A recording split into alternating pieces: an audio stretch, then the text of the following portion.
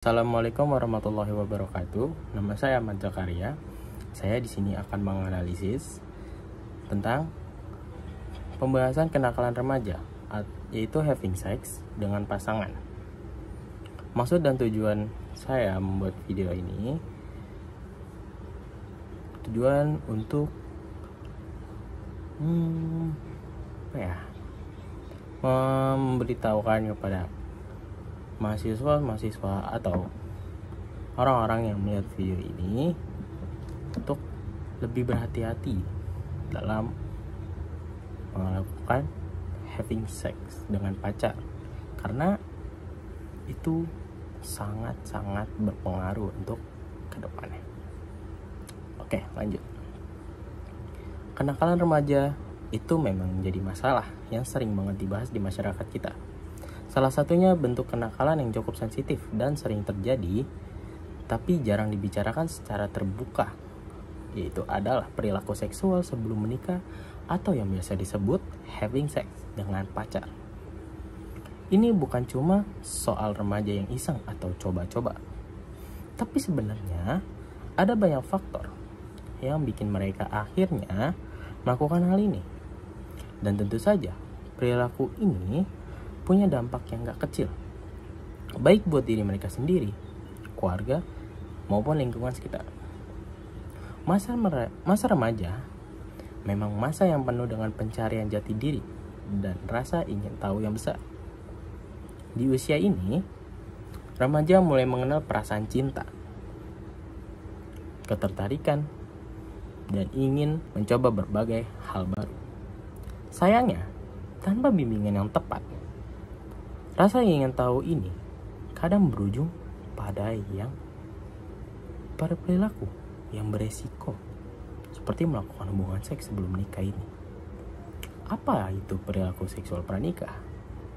Perilaku seksual pranikah ini maksudnya segala aktivitas yang berhubungan dengan seks yang dilakukan sebelum menikah. Bisa mulai dari hal yang ringan seperti berpegangan tangan, berciuman, sampai yang lebih serius seperti melakukan hubungan seks. Nah, sekarang ini banyak banget remaja yang mengalami hal kayak gini. Apalagi dengan kemudahan akses informasi dari internet dan pengaruh lingkungan sekitar yang makin terbuka. Menurut data dari BKKBN, tahun 2022, sekitar 5-10% remaja Indonesia pernah melakukan hubungan seks sebelum menikah. Angka ini cenderung lebih tinggi di kota-kota besar, terutama di kalangan pelajar dan mahasiswa yang tinggal jauh dari orang tua dan punya kebebasan lebih besar. Faktor-faktor penyebab remaja melakukan hubungan seks pranikah itu ada beberapa alasan. Yang pertama, kontrol diri yang kurang. Salah satu penyebab utamanya adalah kurangnya kontrol diri. Remaja yang belum bisa mengendalikan dorongan dan emosinya cenderung lebih mudah terbawa suasana, apalagi kalau sedang bersama pacar. Misalnya saat lagi berduaan, mereka sulit menolak ajakan untuk melakukan hal-hal yang sebenarnya belum siap mereka lakukan. Penelitian menunjukkan bahwa remaja dengan kontrol diri yang lemah lebih rentan melakukan perilaku seksual berisiko. Lanjut, yang kedua, pengaruh pacaran itu sendiri. Pacaran itu memang bikin hati berdebar-debar, dan kadang remaja lupa diri. Biasanya, remaja yang lagi pacaran punya kecenderungan untuk melakukan kontak fisik seperti berpegangan tangan, berpelukan, atau berciuman. Dari situ, mereka menjadi semakin dekat dan akhirnya melakukan hubungan seks. Karena rasa cinta dan keinginan untuk membuktikan kasih sayang, mereka lupa dengan risiko yang mungkin terjadi. Yang ketiga, lingkungan dan teman sebaya. Lingkungan sekitar juga sangat berpengaruh. Kalau teman-teman sebayanya sudah banyak melakukan hal serupa, remaja biasanya merasa harus ikut supaya nggak dianggap aneh atau ketinggalan zaman. Tekanan dari teman sebaya ini sangat kuat, apalagi di masa remaja yang memang sangat butuh diterima oleh kelompoknya. Yang keempat, Kurangnya edukasi seksual yang tepat. Banyak remaja yang belum mendapatkan edukasi seksual yang benar dan lengkap. Mereka sering hanya tahu dari teman atau internet yang belum tentu akurat. Akibatnya, mereka nggak akan paham betul resiko dan konsekuensi dari hubungan seks sebelum menikah itu. Seperti kehamilan, tidak diinginkan, atau penyakit menular seksual atau HIV. Padahal, edukasi seksual yang baik bisa membantu mereka membuat keputusan yang lebih bijak. Yang kelima, pengaruh media dan teknologi. Di era digital seperti sekarang, media sosial, film, dan konten pornografi sangat mudah diakses oleh remaja. Banyak konten yang menampilkan hal-hal seksual secara bebas dan tanpa batas. Ini bisa membuat remaja penasaran dan menganggap perilaku seksual itu sesuatu yang biasa dan wajar dilakukan tanpa menyadari resiko yang ada.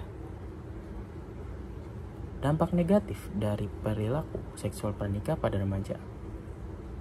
Kalau remaja melakukan hubungan seks sebelum menikah, ada banyak dampak negatif yang bisa mereka alami, baik dari segi fisik, psikologi, sosial, maupun keluarga. Yang pertama itu dampak psikologis. Remaja yang melakukan hubungan seks pranikah sering mengalami perasaan bersalah, stres, dan kecemasan. Kalau hubungan itu berakhir atau sampai ketahuan orang tua, mereka bisa merasa malu dan tertekan. Bahkan, beberapa remaja mengalami depresi akibat tekanan sosial dan internet yang mereka rasakan. Yang kedua, dampak fisik. Risiko kehamilan tidak diinginkan sangat tinggi pada remaja yang melakukan hubungan seks tanpa perlindungan. Selain itu, mereka juga rentan terkena penyakit menular seksual seperti HIV atau AIDS, gonore, dan sifilis. Data dari Kementerian Kesehatan menunjukkan bahwa sekitar 20% kasus HIV baru di Indonesia terjadi pada usia 15-24 tahun, yang sebagian besar karena perilaku seksual berisiko. Yang ketiga, dampak sosial. Remaja yang hamil di luar nikah biasanya mengalami stigma sosial yang berat. Karenanya, mereka bisa dikucilkan dari lingkungannya, bahkan terpaksa putus sekolah karena malu atau tekanan dari keluarga dan masyarakat. Hal ini tentu sangat mempengaruhi masa depan mereka, baik dari segi pendidikan maupun karirnya. Yang keempat, dampak pada keluarga. Orang tua biasanya merasa kecewa, sedih, dan stres kalau anaknya melakukan hubungan seks sebelum menikah. Hubungan antara orang tua dan anak bisa menjadi renggang atau bahkan retak karena masalah ini. Keluarga juga sering mendapat tekanan dari lingkungan sekitar. Contoh kasusnya, misalnya ada cerita dari Yogyakarta tentang seorang siswa SMA yang pacaran dan akhirnya melakukan hubungan seks dengan pacarnya. Awalnya cuma berpegangan tangan atau cium, dan lama-lama mereka melakukan hubungan seks. Akibatnya siswa itu hamil dan harus berhenti sekolah. Kasus ini jadi pelajaran penting buat kita semua tentang pentingnya kontrol diri dan edukasi seksual sejak dini. Ada beberapa cara menjaga perilaku seksual pranikah pada remaja supaya remaja nggak terjebak dalam perilaku ini. Yang pertama, pendidikan seksual yang komprehensif. Seksual dan keluarga harus memberikan edukasi seksual yang benar dan lengkap. Edukasi ini nggak cuma soal anatomi tubuh, tapi juga soal nilai-nilai moral, risiko, dan cara menjaga diri agar terhindar dari hal-hal negatif. Yang kedua, penguatan kontrol diri. Orang tua dan guru harus membantu remaja untuk memperkuat kontrol diri mereka. Misalnya, mengajarkan cara menolak ajakan yang gak baik, membangun kepercayaan diri, dan mengelola emosi yang baik. Yang ketiga, menciptakan lingkungan yang positif. Lingkungan yang mendukung sangat penting. remaja bisa diarahkan untuk ikut kegiatan positif seperti olahraga, seni, atau komunitas yang bermanfaat. Dengan begitu, energi dan waktu mereka tersalurkan ke hal-hal yang lebih berguna. Yang keempat, komunikasi terbuka antara orang tua dan anak. Orang tua harus jadi tempat yang nyaman untuk anak bercerita dan bertanya soal masalah yang mereka hadapi. Kalau komunikasi lancar, remaja nggak akan takut atau malu untuk minta nasihat. Yang kelima, pengawasan dan regulasi dari pemerintah dan sekolah. Pemerintah dan sekolah juga harus membuat aturan yang membatasi akses remaja ke konten negatif di internet dan media sosial. Selain itu, program-program pencegahan juga perlu dijalankan secara rutin. Jadi, perilaku having sex sebelum menikah itu memang salah satu bentuk kenakalan remaja yang dipengaruhi banyak faktor. Mulai dari kurangnya kontrol diri, pengaruh pacaran, lingkungan, kurangnya edukasi seksual, sampai pengaruh media. Dampaknya juga gak cuma buat diri sendiri, tapi juga buat keluarga dan masyarakat.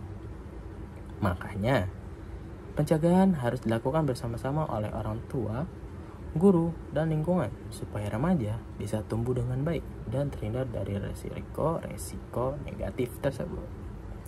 Sekian dari saya. Assalamualaikum warahmatullahi wabarakatuh.